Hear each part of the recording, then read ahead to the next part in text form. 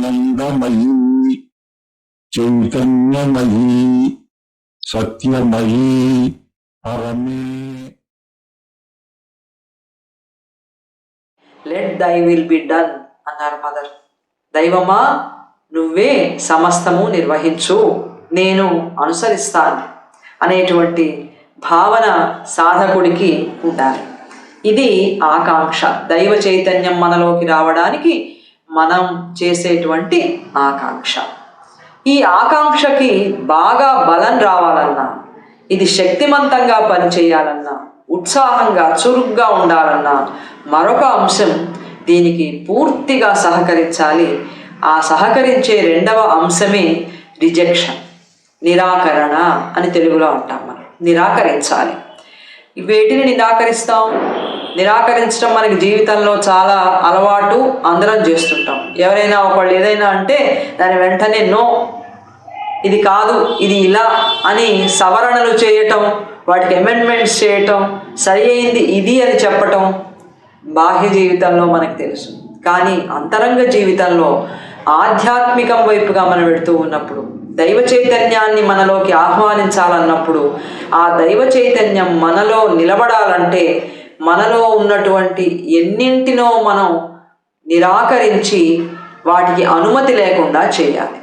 చేసినప్పుడు మనలో ఉన్న అంతరంగం అంతా చిత్తశుద్ధితో పూర్తిగా పరిశుద్ధమై దైవ చైతన్యం వచ్చి ఉండడానికి సరి అయినటువంటి అర్హతని పొందినదిగా అవుతుందన్నమాట. కనుక నిరాకరణ అనేది పూర్ణయోగ సాధనలో రెండవ బలీయమైన అతి ముఖ్యమైనటువంటి అంశం. ఈ ఆకాంక్షకి అడ్డుపడేటువంటి అంశాలు మనలో చాలా ఉంటాయి. ఎన్ని ఉంటాయో శ్రీ అరవిందులు ప్రతి చిన్నదాన్ని కూడా ఆయన పెద్ద లిస్ట్ ఇచ్చారు. ఏమేమి ఉంటాయి అది చదువుతూ ఉంటే ఇవన్నీ మనలో ఉన్నాయి కదా, నిజమే కదా అని మనకు ఒక అనుభవం వస్తూ ఉంటుంది. అంత సూక్ష్మమైనటువంటి, చాలా మనం అల్పమని భావించేటువంటి అంశాలన్నిటినీ కూడా శ్రీ అరవిందులు ది మదర్ గ్రంథంలో వేటిని నిరాకరించాలో చెప్పారు. చాలా అల్పంగా కనపడతాయి. ఆధ్యాత్మికత సాధించడంలో అల్పమైన అంశాలకి మనం పెద్దగా ప్రాముఖ్యత ఇవ్వం. చాలా పెద్ద పెద్ద విషయాలని గురించి మనం ఆలోచించాలి. కానీ ఏదో చిన్న స్వార్థం, చిన్న లోభం, ఓ చిన్న మమకారం, ఓ చిన్న ఒక దాన్ని పట్టుకుని బాగా దానికి అంటిపెట్టుకుని ఉండడం, ఇవన్నీ పెద్ద విషయాలు ఆధ్యాత్మికతలో. ఇవన్నీ కావే, చాలా పెద్దవేవో ఉంటాయి అని ఒక భావన కలుగుతూ ఉంటుంది అప్పుడప్పుడు. కానీ అతి అల్పంగా మనం భావించే అంశాలే మన ఉన్నత చైతన్యం వైపుకు వెళ్ళటానికి అడ్డుపడేటువంటి పెద్ద పెద్ద ఆటంకాలు అవుతాయి. వాటిని మనం చాలా జాగ్రత్తగా గమనించాల్సి ఉంటుంది. వాటన్నిటినీ కూడా గమనించాక మనం వాటిని ఏం చేయాలి? వాటిని నిర్దాక్షిణ్యంగా చంపాలా, లేకపోతే అణిచిపెట్టాలా? ఏం చేయాలి? మనకి దైవ చైతన్యానికి అడ్డం పడేటువంటి దంభం, గర్వం లాంటి అంశాలు, స్వార్థం, మమకారం, ఇలాంటి అంశాలు చాలా ఉంటాయే. అవన్నిటినీ కూడా మనకి తెలిసిన తర్వాత మనం వాటిని ఏం చేయాలి? వాటిని నిగ్రహించాలి అనేది మనకి సాంప్రదాయంగా వస్తున్నటువంటి ఒక మార్గదర్శనం. వాటిని నిగ్రహించాలి. నిగ్రహిస్తే అవి ఏం చేస్తాయి? మనకి మన చైతన్యంలోనే మనకు కనపడకుండా ఒక మూల దాక్కుని ఉంటాయి. మనం ప్రమత్తంగా ఉన్నప్పుడు, అప్రమత్తంగా లేనప్పుడు ఆ దాక్కునున్నవన్నీ కూడా మన మీద దాడి చేసి అంతవరకు మనం సాధించినటువంటి సాధనని ఎందుకు కొరగాకుండా చేసేస్తాయి. కనుక నిగ్రహించటం వల్ల, నిర్దాక్షిణ్యంగా వాటిని చంపటం వల్ల లాభం లేదు. మరి ఏం చేయాలి? పూర్ణయోగం ఏం చెప్తుంది అంటే వాటన్నిటికీ కూడా అనుమతిని నిరాకరించాలి. అవి మనలోకి వస్తున్నాయి అనుకున్నప్పుడు, మనలో ఉన్నాయి అనుకున్నప్పుడు వాటికి అనుమతిని నిరాకరించాలి. ఇవి నాలోకి రావడానికి వీల్లేదు, అవి చెప్పినట్టుగా నేను చేయను, నాకు ఇవి వద్దు అంటే ఏమిటి? థియరిటికల్గా వద్దని కాదు. మనం పని చేస్తున్నప్పుడు స్వార్థం లేకుండా ఉండడం, పని చేస్తున్నప్పుడు ఇవన్నీ మనకు అడ్డం పడకుండా ఉండాలి. అడ్డం పడకుండా ఉంటేనే మనం దైవ చైతన్యం వైపుగా వెళ్ళగలుగుతాం. కనుక ముందుగా మనలో మనం అంతర్ముఖులమై మన అంతరంగంలో ఉన్నటువంటి వీటన్నిటికీ కూడా అనుమతి ఇవ్వకూడదు. అనుమతి ఇవ్వకూడదంటే అనుమతి ఇవ్వకపోతే బాహ్యంలో మనకి కలిగేటువంటి ప్రయోజనాలకి దెబ్బ కలుగుతుంది. కొంత స్వార్థం లేదనుకోండి, దానివల్ల వచ్చేటువంటి ప్రమాదాలు ఏమేమి వస్తాయో, ఏమేమి మనకి బాధలు వస్తాయో మనకు తెలిసిందే. మరి అలాంటప్పుడు స్వార్థాన్ని మనం వదులుకుంటే మనం బ్రతకగలుగుతామా? ఈ ప్రశ్న మనకి మనస్సు వేస్తుంది. అహం చైతన్యంలో ఉన్నప్పుడు ఇటువంటి ప్రశ్నలు తలెత్తుతాయి. కానీ సాధనలో మనం వీటిని అనుమతి ఇవ్వకుండా కొంత దైవ చైతన్యం వైపుగా వెళుతూ ఉన్నప్పుడు వీటికి సాధకుడు ఎప్పుడూ కూడా భయపడటం కానీ, లేకపోతే ఇది లేకపోతే నా ప్రాపంచిక జీవితం ఏమవుతుందో అనేటువంటిది కానీ అటువంటి ఆలోచన రాదు. సాధనలో కొంత ముందుకు వెళుతూ ఉన్నప్పుడు సాధన తొలి దశలో వీటన్నిటినీ కూడా అనుమతి నిరాకరించి కొంత వీటన్నిటినీ పక్కకి పెట్టడం అనేది తన కృషి వల్ల, దైవం మీద విశ్వాసం వల్ల మనం చేయాలి. నిరంతర దైవనామస్మరణ, నిరంతర ఆకాంక్ష ఈ నిరాకరణకి తోడ్పడతాయి. నిరాకరించిన తర్వాత నిరాకరణ ఆకాంక్షకి తోడ్పడుతుంది. ఇలా పరస్పరం ఒకదానికి ఒకటిగా ఉపయోగపడుతూ ఉంటాయి.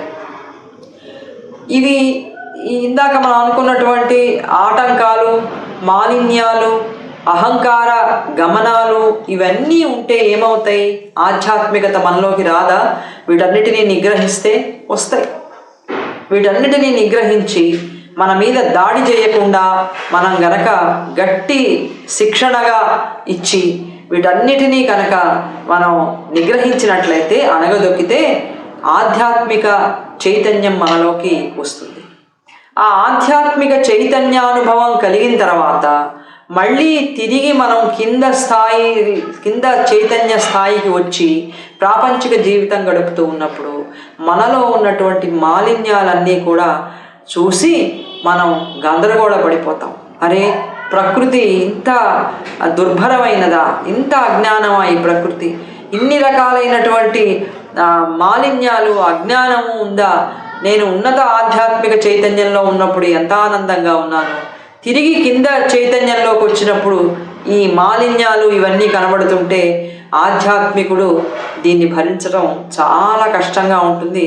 తిరిగి నేను ఆనందమయమైనటువంటి ఆత్మలోకి వెళ్ళిపోతాను అనేటువంటి విధంగా తనని తాను ఉపసంహరించుకుంటాడు ప్రకృతి నుంచి. ఆ ప్రమాదం ఉంటుంది, భరించలేడు. కానీ పూర్ణయోగం వల్ల పూర్ణయోగ సాధకుడికి తనలో ఉన్నటువంటి ఈ అజ్ఞానపు గమనాలు, అసత్య మాలిన్యాలు ఇవన్నీ కూడా వీటన్నిటినీ అనుమతి నిరాకరించి వీటన్నిటినీ కూడా పరివర్తన చేస్తాడు. కాబట్టి పరివర్తన పొందినటువంటి ప్రకృతిలో పూర్ణయోగ సాధకుడు దైవ చైతన్యాన్ని ఆహ్వానిస్తాడు. కనుక అతను మళ్ళీ తన ప్రకృతిలో ఉండి ప్రాపంచిక జీవితం గడుపుతూ ఉంటే కూడా ఆనందమే పొందుతాడు. కానీ అతనికి ఆ దుర్భరం అనేటువంటి అనుభవం రాదు. కనుక తనలో ఉన్నటువంటి ఈ అహంకారానికి సంబంధించినటువంటి వాటన్నిటినీ కూడా తొలగించుకోవటం అనేది నిరాకరణలో ఒక భాగం. ఈ నిరాకరించటంలో మానసిక భావాలని నిరాకరించటం, తర్వాత ప్రాణిక స్థితిలో ఉన్నటువంటి కొన్ని గమనాలని నిరాకరించటం, ఆ తర్వాత భౌతికమైనటువంటి అవరోధాలని నిరాకరించటం, ఈ 3 రకాలైనటువంటి నిరాకరణలు ఎలా చేయాలో శ్రీ అరవిందుడు ది మదర్ అనేటువంటి గ్రంథంలో చెప్పారు. పూర్ణయోగ సాధకుడు ఎప్పుడూ కూడా గుర్తుంచుకుంటాడు ఏమిటంటే, తన సర్వ అస్తిత్వము ఏ రకమైనటువంటి అజ్ఞాన గమనాలకి చోటివ్వకూడదు అని పూర్ణయోగ సాధకుడికి తెలుసు. సర్వ అస్తిత్వం అంటే ఏమిటో కూడా అతనికి తెలుసు. మనసు, ప్రాణిక స్థితి, భౌతిక స్థితి ఇవన్నీ కలిపితే అస్తిత్వం, సర్వ అస్తిత్వం అవుతుంది అని. కనుక ఇప్పుడు మనసులో ఉన్నటువంటి ఏ మాలిన్యాలని తొలగించుకోవడానికి పూర్ణయోగ సాధకుడు పూనుకోవాలి శ్రీ అరవిందుడు చెప్పారు. మానసిక భావాలు. మనసుకి కొన్ని భావాలు ఉంటాయి. సత్యం అంటే ఇలా ఉంటుంది అని ఒక భావన ఉంటుంది, అసత్యం అంటే ఇట్లా ఉంటుంది అని భావిస్తుంది. ఒక్కొక్కసారి కొంతవరకు ఆ భావన సత్యానికి దగ్గరగా ఉంటుంది, కానీ పూర్తి సత్యం కాదు. తన భావనకి అనుగుణంగా లేకపోతే ఇది సత్యం కాదు అంటుంది, అసత్యం అంటుంది. అది సత్యమైనా గుర్తించదు మనస్సు. కారణం దాని ఆలోచనలలో, దాని భావాలలో సత్యం అంటే ఇలా ఉంటుంది అని ఊహించుకుని ఒక భావనని ఏర్పాటు చేసుకుంది. రామకృష్ణ పరమహంస ఒక కథ చెప్పారు, మనందరికీ కూడా తెలుసు. ఈ సందర్భంలో దాన్ని మనం ఒకసారి గుర్తు చేసుకుందాం. ఒక భక్తుడు దైవాన్ని తన ఇంటికి రమ్మని పిలిచాడు. రాత్రి కలలో కనపడి, నీ ఇంటికి రేపు నేను భోజనానికి వస్తున్నాను అన్నట్ట భగవంతుడు. భక్తుడు తెల్లవారు లేచి ఎంతో ఆనందంతో ఆయనని స్వాగతం చెప్పడానికి దైవానికి అన్ని ఏర్పాట్లు చేసి, ఎన్నో రకాలైనటువంటి పిండి వంటలు చేసి ఆయన వస్తాడు అని ఎదురు చూస్తున్నాడు. ఎంతసేపు చూసినా దైవం రాలా. 1 గంట అయింది, 2 అవుతోంది, రాడే. ఏమిటా రాలేదు అనుకున్నాడు. ఈ లోపల కులుకు పట్టింది. ఈ పెద్ద చప్పుడు అయ్యేసరికి కళ్ళు తెరిచి చూశాడు. చూస్తే ఒక కుక్క వండిన పదార్థాల గిన్నెలన్నింటిలోనూ మూతి పెట్టి తింటోంది. అయ్యయ్యో, దైవం వస్తాడు, ఆయన కోసం వండినవి అపవిత్రం చేసింది అని కర్ర పుచ్చుకొని కొట్టాడు. అది కాలు విరిగి కుంటుతూ ఏడుస్తూ వెళ్ళిపోయింది. మళ్ళీ రాత్రి అయింది. భగవంతుడు కల్లోకి వచ్చాడు. రాలేదేం స్వామి అని అడిగాడు భక్తుడు. వచ్చాను కదరా అన్నాడు. ఎప్పుడు అన్నాడు. నా కాలు విరగొట్టావుగా, వస్తే అన్నాడు. ఇదేమిటి స్వామి, మీరు కుక్క రూపంలో వచ్చారా? మీరు ఇలా వస్తారని నేను అనుకోలేదే. మీరు శంఖచక్రాలతో ఇంకో రకంగా దివ్యమంగళ విగ్రహంతో వస్తారని అనుకున్నాను, కానీ కుక్క రూపంలో వస్తారని నేను అనుకోలేదు అని చాలా విచారపడ్డాట. అంటే మనసుకుండే భావన దైవం అంటే ఇలా వస్తాడు, ఇలా ఉంటాడు, ఇది అని కొన్ని ఆలోచనలు, భావాలకి కట్టుబడిపోయాడు. ఆ కట్టుబడిపోవడంతో ఆ ఆలోచన భావానికి తగిన విధంగా సత్యం లేకపోతే ఇది సత్యం కాదు అంటుంది. కనుక పూర్ణయోగ సాధకుడు ఏం చేయాలంటే, మనసు నిర్మించినటువంటి ఇలాంటి మిథ్యా భావాలన్నిటినీ కూడా తొలగించుకోవాలి. తొలగించుకుంటేనే సత్యం అనేది ఏమిటో గుర్తించగలుగుతాడు, సత్యాన్ని తెలుసుకోగలుగుతాడు, సత్యాన్ని స్వీకరించేటువంటి అర్హత కలిగి ఉంటాడు. సత్యం ఎలా ఉంటుంది? అది అనుభవైక వేద్యం. ఎలాగైనా ఉంటుంది, ఏ రకంగానైనా ఉంటుంది, అద్భుతంగా ఉంటుంది, ఆడంబరంగా ఉంటుంది, మనోహరంగా ఉంటుంది, నిరాడంబరంగా ఉంటుంది.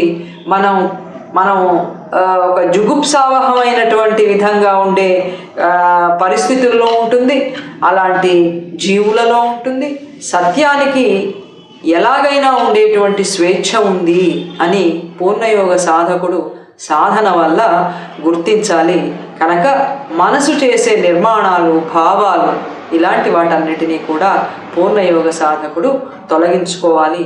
ఇది సాధన వల్ల, తనని తను పరిశీలించుకోవడం వల్ల, కర్మలలో ఇదిగో ఇది చేయటం వల్ల, ఇక్కడ ఇది మంచి కర్మ, ఇది ఉత్తమ కర్మ, ఇక్కడ ఈ కర్మ చేస్తే దైవం ఉంటాడు, ఆ కర్మ చేస్తే అక్కడ దైవం ఉండడు, దైవం మెచ్చే కర్మ ఇది, దైవానికి ఇష్టం లేని కర్మ అది అని ఇలాంటి విభజన మనసు చేస్తూ ఉంటుంది. చాలా సంతోషపూర్వకమైన, చాలా మనోహరమైన, ప్రాణిక స్థితికి, మనసుకి, బాహ్య మనస్సుకి ఆనందం కలిగించేటువంటి కర్మలలో మాత్రమే దైవం ఉంటాడు అంటు, పుణ్యకర్మలలో దైవం ఉంటాడు అంటు, ఇంకొక కర్మలో దైవం ఉండడు అంటు. కనుక ఎన్ని రకాలుగా మనసు పరిమితమైన భావాలు కలిగి ఉంటుందో, మనం కర్మలు చేస్తూ ఉన్నప్పుడు మనలో మనమే అంతర్ముఖులమై వీటన్నింటి నుంచి మనం విడివడి ఉన్నత చైతన్యం వైపుగా వెళ్ళాల్సి ఉంటుంది.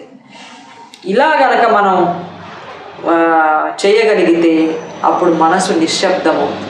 అంతకుముందు సందడిగా, కోలాహలంగా, మిథ్యాభావాలతో నిండిపోయి ఎప్పుడు ఏదో తెలియనటువంటి ఒక కోలాహలంతో ఉన్నటువంటి మనసు మన సాధన వల్ల నిశ్శబ్దమైపోతుంది. నిశ్శబ్దమైనటువంటి మనసులో దైవం రావటానికి అనుకూలంగా ఉంటుంది. దైవాన్ని మరి మనసు స్వీకరించాలంటే దానిలో ఉన్నటువంటి ఈ భావాలన్నిటినీ కూడా వదిలించుకోవాలి, ఖాళీ చేసేయాలి. తన మనసులో ఉన్న వాటన్నిటినీ ఖాళీ చేసేసి సత్యం రావడానికి వీలుగా చేస్తాడనమాట. అలా చేయటం బాహ్య కర్మ, స్వాధ్యాయం, తర్వాత ధ్యానం అన్నింటినీ పూర్ణయోగ సాధకుడు ఉపయోగించుకుంటాడు. ఇది మానసిక భావాలు నిరాకరించటం, మానసిక భావాలని నిరాకరించటం. ఇక రెండవది ప్రాణిక స్థితిలో ఉన్నటువంటి గమనాలు ఏమేమి వస్తాయి, అవి వేటిని నిరాకరించాలి అవి చూద్దాం. సాధారణంగా ప్రాణిక స్వభావంలో కోరికలు ఉంటాయి. దైవాన్ని మనం డిమాండ్ చేస్తాం, ప్రభు ఈ పని చేసి పెట్టు, నన్ను అనుగ్రహించు, నాకు ఇది చెయ్యి అని కోరుతూ ఉంటాం, డిమాండ్ చేస్తాం. అనేక రకాలైనటువంటి అపేక్షలు ఉంటాయి, ఇంద్రియాలకి సంబంధించిన అనుభవాలు ఉంటాయి, తీవ్రమైనటువంటి భావనలు ఉంటాయి. స్వార్థం, గర్వం, పొగరుబోత్తనం, కామం, దురాశ, అసూయ, ఈర్ష్య, సత్యం పట్ల విరోధం, ఇవన్నీ శ్రీ అరవిందులు ది మదర్లో రాశారు. అక్కడ ఇంగ్లీష్లో రాశారు, ఇక్కడ మనం తెలుగులో చెప్పుకుంటాం. ప్రతి చిన్న భావన, ప్రతి చిన్న అంశము ప్రాణిక స్థితిలో ఏమేమి ఉంటాయో శ్రీ అరవిందులు రాశారు. అందుకనే మనం ఇది ఆచరణాత్మకమైనటువంటి సాధనా గ్రంథం అని ముందు చెప్పుకున్నామే. అది ఈ పుస్తకం మనం ఇలా పెట్టుకుని తీవ్ర భావాలు ఏమున్నాయో, స్వార్థం ఏముందో, పొగరు ఏముందో, అతిశయం ఏమున్నదో, డంభం ఏముందో, దంభం మనకు తెలుసు, వంచన, పైకి ఒక రకంగా కనబడతాం, లోపల ఇంకొక రకమైన భావన ఉంటుంది. ఈ దంభం, వంచన ఇలాంటివి, అబ్బా ఇవి కూడా ఆధ్యాత్మికత, ఇవి ఆధ్యాత్మికత ఏమిటండి ఈ లిస్టు అని మనకి మనసు మనకి క్వశ్చన్ చేస్తుంది. ఎందుకంటే ఆధ్యాత్మిక ఆటంకాలంటే అబ్బో పెద్ద పెద్దవేవో ఉంటాయి, వాటిని మనం తొలగించుకోవాలి, వాటి మీద శ్రద్ధ పెట్టమంటే పెడతాను. కానీ రోజువారీగా ఉండే చిన్న చిన్న చిన్న చిన్న అల్పమైనటువంటివి కూడా ఆధ్యాత్మికతకి అడ్డం వస్తాయా? దివ్య చైతన్యం మనలోకి రావాలంటే ఇవన్నీ కూడా పరివర్తన చేయాలా అంటే ఇప్పుడు ఉన్నటువంటి చైతన్యానికి, అహానికి ఇది పెద్ద సాధనగా కనపడదు. కానీ మనం వీటిని సాధనగా చేస్తూ ఉన్నప్పుడు అహం కూడా పలచనై మా అంతరాత్మ చెప్పినటువంటి విధంగా వింటుంది కనుక పరివర్తన దిశగా వెళ్ళాలంటే ఈ అంశాలన్నిటినీ మనం పరిశీలించాలి, వీటన్నిటికీ అనుమతి నిరాకరించాలి. పూర్ణయోగంలో అనుమతి నిరాకరించడం, ఈ కోరిక ఎక్కడి నుంచి వస్తోంది, బయట నుంచి వస్తోందా, నాలో నుంచే వచ్చిందా పరిశీలించుకుంటాడు పూర్ణయోగ సాధకుడు. పరిశీలించుకుని తద్వారా దీనికి అనుమతిని నిరాకరిస్తాడు. తనలో నుంచే వస్తూ ఉంటే రాకుండా ఉండాలి అని ప్రయత్నం చేస్తూ ఉంటాడు. ఎట్లా తెలుస్తుంది? మనం పనులు చేస్తుంటే తెలుస్తుంది. మనం పనులు చేసేటప్పుడు ఈ పైన చెప్పినటువంటి భావాలు వస్తూ ఉంటాయి, పోతూ ఉంటాయి, గమనిస్తూ ఉంటాడు శ్రద్ధగా. సాధనలో లేనప్పుడు మనం ఏం గమనించాం. ఇవన్నీ మామూలేనండి ప్రపంచ జీవితంలో, ఇవి లేకపోతే ఎట్లా, అందరికీ 100% ఉన్నాయి, నాలో ఏదో 30% ఉన్నాయి, నాలోనే తక్కువ ఉన్నాయి అని తనని తను సమర్థించుకునేటువంటి పనిలో పడుతుంది అహం. కానీ సాధకులంగా మనం ఉన్నప్పుడు ఇంత చిన్న స్పాట్ ఉన్నా సరే దాన్ని కూడా పూర్తిగా శుభ్రం చేసి అద్దం వల్లే అవ్వాలి మన అంతరంగం అని మనం సాధనలో ముందు ముందు వెళుతూ ఉన్నప్పుడు ఈ విధమైనటువంటి భావన మనకు కలుగుతుంది. వీటన్నిటినీ కూడా అనుమతి నిరాకరించాలి, అప్పుడే ఇవి మనలోకి రాకుండా ఉంటాయి అని శ్రీ అరవిందులు మనకి చెప్తున్నారు. ఇవన్నీ రాకపోతే అప్పుడు ప్రాణిక స్థితి ఎలా తయారవుతుంది అంటే స్థిరమైనటువంటి ప్రశాంతతతో ఉంటుంది, చాలా విస్తృతమైనటువంటి విశాలమైనటువంటి దైవ కోరికలు కలిగినటువంటి, వహించగలిగినటువంటి విస్తృతిని పొంది ఉంటుంది మన ప్రాణిక స్థితి. దైవం యొక్క కోరిక అంటే ఏమిటి? దైవం యొక్క కోరిక అంటే పుణ్యకార్యాలని కానీ మంచితనం అని కానీ కాదు. దైవం యొక్క కోరిక ప్రపంచంలో మానవ రూపాల ద్వారా తను దివ్య చైతన్యంతో అభివ్యక్తం కావటం అనేది దైవం యొక్క కోరిక. పూర్ణయోగం ఈ కోరికని తీర్చే విధంగా తనని తాను పరివర్తన చేసుకోవాలని అంతరంగాన్ని కోరుతుంది. ఇది కోరిక. ఈ కోరికని వహించే విధంగా మన ప్రాణిక స్థితి ఒక విస్తృతిని, బలాన్ని, దైవం పట్ల అంకిత భావాన్ని, వీటన్నిటినీ పొందుతుంది ఈ అనుమతి పైన అహంకార భావాలని నిరాకరించటం వల్ల. తద్వారా ఏమవుతుందంటే పోయిన మాలిన్యాలన్నీ పరివర్తన చెందాయి. ఇప్పుడు చక్కగా అంకిత భావం, బలం, విస్తృతి ఇవన్నీ వచ్చేసరికి నిజమైనటువంటి శక్తి, నిజమైనటువంటి ఆనందం ఈ రెండు కూడా ప్రాణిక స్థితిలో కలుగుతాయి. కలిగేసరికి ఇప్పుడు ప్రాణిక స్థితికి ఒకే ఒక కోరిక. ఆ కోరిక ఏమిటంటే దైవం కోరికను నెరవేర్చటమే మన ప్రాణిక స్థితి తన కోరికగా చేసుకుంటుంది. దైవం కోరిక నెరవేరితే నాది నెరవేరినట్లే, ఇక తనదంటూ వేరేది ఏది ఉంటుంది. కనుక ఈ విధంగా పరివర్తన చెందుతుంది ప్రాణిక స్థితి. ఇక మూడవ అవరోధం భౌతికమైనటువంటి అవరోధం. ఈ భౌతికమైనటువంటి అవరోధం మనందరికీ కూడా అనుభవంలోనే ఉంటుంది. ఈ భౌతిక స్థితిలో ఉన్నటువంటి అవరోధాలు ఏంటంటే మూర్ఖత్వం. భౌతిక స్థితికి మూర్ఖత్వం ఒకటి. రెండవది అనుమానం. ఎక్కడ అనుమానించాలో అక్కడ అనుమానించదు, ఎక్కడ అనుమానించకూడదో అక్కడ అనుమానిస్తుంది. ఇది భౌతిక తత్వంలో ఉండే ఒక విచిత్రమైనటువంటి స్థితి. దైవ చైతన్యం అభివ్యక్తం అవుతుంది ప్రపంచంలో అంటే అవుతుందా? ఏమో, ఎవరు చెప్పారు ఇది అవుతుందని? ఎప్పుడవుతుందో అప్పటిదాకా నేను ప్రాపంచిక ప్రయోజనాలన్నీ వదిలిపెట్టుకోవాలా? ఇలాంటి ప్రశ్నలన్నీ కూడా లేవనెత్తుతుంది శంక. దీనికి మూర్ఖత్వం. తను ఏ స్థితిలో ఉందో ఆ స్థితికే కట్టుబడి ఉండడానికి ఇష్టపడుతుంది తప్ప కొత్త చైతన్య స్థితి భౌతిక స్థితిలోకి రావాలి, వస్తుంది. ఆ విధంగా నువ్వు సాధనకి నువ్వు తోడ్పడు అని అంటే, అనుసరించు అంటే ఒప్పుకోలేదు. లేదు లేదు, ఇప్పుడు నేనున్నదే నాకు చాలా బాగుంది, ఇప్పుడు నేనున్న అజ్ఞాన స్థితే నాకు చాలా బాగుంది, పరమానందంగా ఉంది, ఇందులోనే ఉంటాను. అంతేగాని నేనేదో ఇంకొక కొత్త చైతన్యాన్ని తీసుకురావడానికి సాధనలో నువ్వు ఉండు అంటే నేను ఉండను అంటుంది. ఇంత మూర్ఖత్వంలో ఉంటుంది. దానికి ద్వంద్వాలలో ఉన్నటువంటి ఈ దుఃఖపూరితమైనదే చాలా రుచిగా ఉంటుంది. అసలైనటువంటి ఆనంద చైతన్యం వైపుకు పోవటానికి అది ఇష్టపడుతుంది. ఇక మూడవ లక్షణం భౌతిక స్థితికి అపనమ్మకం. ఇందాక ఇప్పుడే అనుకున్నాం, జరుగుతుందా? దైవ చైతన్యం ప్రపంచంలో అభివ్యక్తం అవుతుందా? అభివ్యక్తమై దివ్య జీవనం సాధ్యపడుతుందా? దివ్య జీవనం అనేది ప్రపంచంలోకి వస్తుందా? ప్రకృతి పరివర్తన పొందుతుందా? ఈ ప్రకృతి పరాప్రకృతి అవుతుందా? ఇంత పరివర్తన జరుగుతుందా? జరిగిందా, పెట్టిందా అంట. దీనికి అపనమ్మకం. అపనమ్మకం వలన సాధనలో ఇది ప్రవేశించడానికి భౌతిక స్థితి ఇష్టపడుతుంది. ఇంకొకటి భౌతిక స్థితి లక్షణం అస్పష్టత. దీనికి ఏది సరిగా తెలియదు. సత్యం ఏమిటో తెలియదు, అసత్యం ఏమిటో తెలియదు. సత్యాన్ని చూసి అసత్యం అనుకుంటుంది, అసత్యాన్ని చూసి సత్యం అనుకుంటుంది. అంత అస్పష్టం.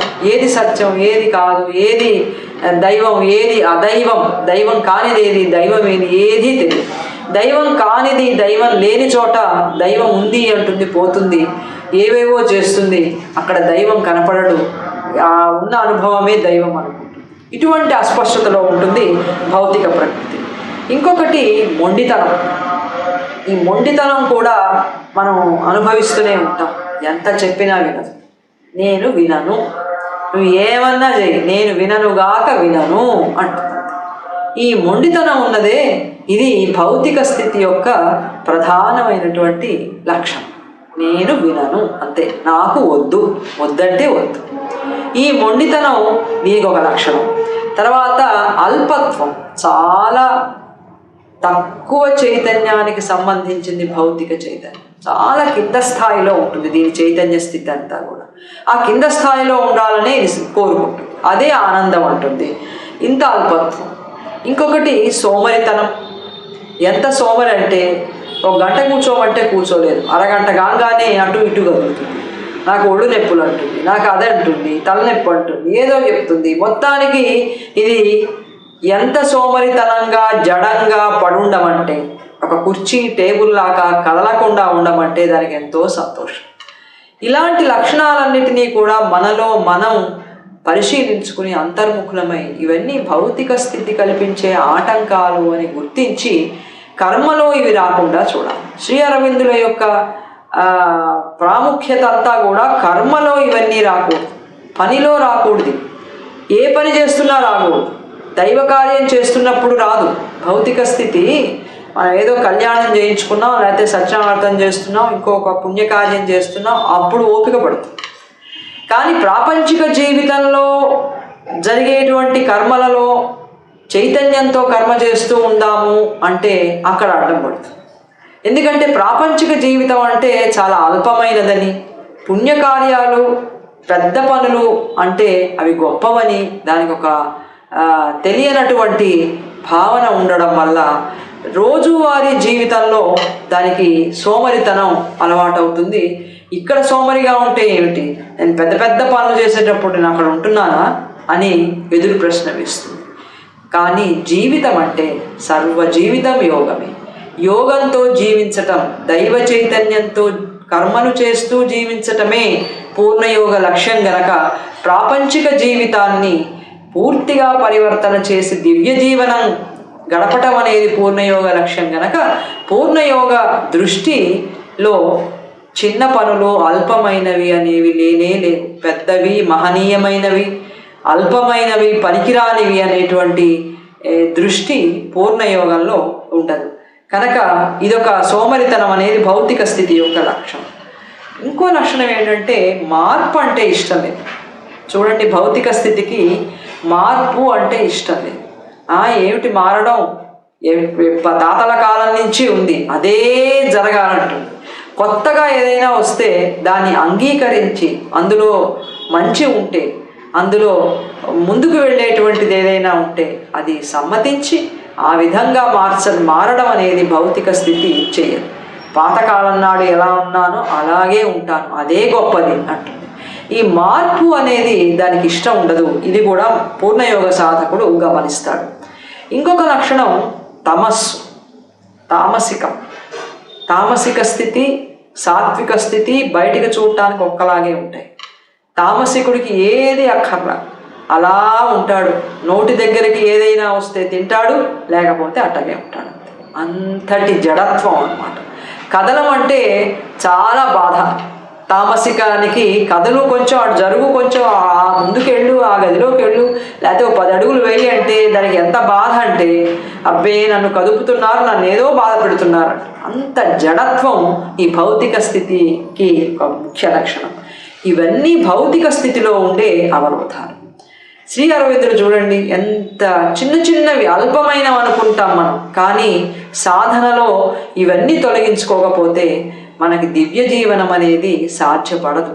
కనుక మానసిక భావాలలో ఉండే ఆటంకాలు, ప్రాణిక స్థితిలో ఉండేటువంటి ఆటంకాలు, భౌతిక స్థితి కల్పించేటువంటి అవరోధాలు, వీటన్నిటినీ కూడా తొలగించుకోవటం అనేది పూర్ణయోగ సాధనలో చాలా ముఖ్యమైనటువంటి ఇది నిరాకరణ. నిరాకరణలో ఇవన్నీ భాగాలు, రిజెక్షన్. వీటన్నిటినీ మనం రిజెక్ట్ చేయాలి. ఉట్టి ఆకాంక్షిస్తే సరిపోదు, రిజెక్ట్ చేయాలి. రిజెక్ట్ చేయడంతో పాటుగా మరొకటి మనం చేయవలసి ఉంది, అది ఆత్మసమర్పణ. ఈ ఆత్మసమర్పణ మనం తర్వాత భాగంలో చూద్దాం.